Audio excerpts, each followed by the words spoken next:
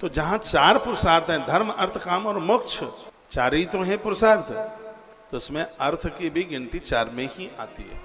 तो जो ग्रंथ में जो एक बात जो अद्भुत तरीके से जो समझाई गई है तो ये कि रात्रि को जब आप बिस्तर पर जाते हैं, देखो चार काम है चार पुरुषार्थ में। सबसे पहला क्या है? धर्म।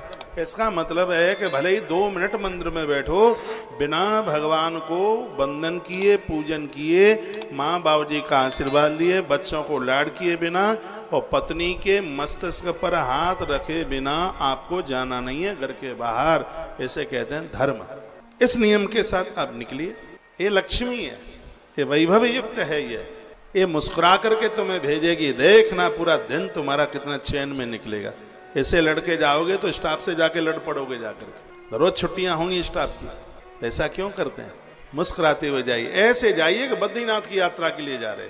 मैं आपको बोलूंगा, मंदिरों में जाते हैं पैसा मांगने को ही तो जाते हैं, मुक्ति कौन मांगने को जाता है?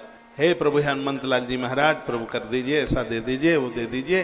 तो मंदिर में आप पैसा मांगने को जाते हो तो आपका कारोबार भी तो आपको पैसा ही तो दे रहा है।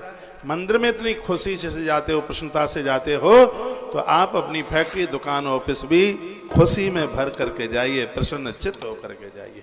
ये पुरुषार्थ है पहला, धर्म, जिसको धारण किया जाता है। दूसरा है अर्थ। भगवान को कहिए, हे परमात्मा, बस हम तो आपके बनाए हुए नियमों का पालन कर रहे हैं, मुझे ज्यादा चाहिए नहीं है, तू कम देगा नहीं, ये मुझे बिल्कुल पता है। साईं इतना दीजिए जामे कुटुंब समाए। आपने तो कुटुंब का मतलब 2 बच्चे मान लिया है, एक बेटा एक बेटी मान लिया है। परमात्मा की जितनी सृष्टि है वो सब तुम्हारे कुटुंबी हैं, सब तुम्हारे खानदानी हैं।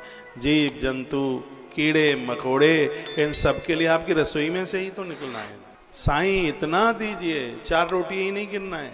साईं इतना दीजिए जामे कुटुंब समाए, मैं भी भूखा ना रहूं। मेरे भूखे का मतलब रोटियों से पेट भरना ही नहीं है, मैं भी भूखा ना रहूं। हे भगवान, जो सब कुछ मिल जाए मैं तृप्त हो जाऊं। मैं भी भूखा ना रहूं, इसका मतलब मैं तृप्त हो जाऊं। साधु न भूखा जाए। मेरे सानिध्य में जो भी कोई आवे वो मुझसे असंतुष्ट न रहे। इसका मतलब ये है मैं औरों को भी मैं संतुष्ट कर सकूं, चाहे वो आपका ड्राइवर है, चाहे वो आपका माली है, चाहे आपके यहाँ रसोईया है, कोई भी काम करने वाला व्यक्ति है, वो आपसे असंतुष्ट ना हो, ये भगवान को प्रार्थना कीजिए। आप प्रातः जागते हैं, क्या बोलते हैं आप? मैं आज इस पवित्र व्यासपीठ से मैं आपको निवेदन करूंगा, जो मैंने 2 साल पहले सूरत में श्याम बाबा के मंदिर में बात बोली, वो भी मुझे किसी ने पूछ लिया था चलते हुए। मैं दर्शन करके निकला, मुझे कथा की तरफ जाना था, पौड़ियों से उतरा तो किसी बहन ने पूछ लिया, गुरुजी बस इतना बता दो कि सुबह सुबह हम जगें तो हम क्या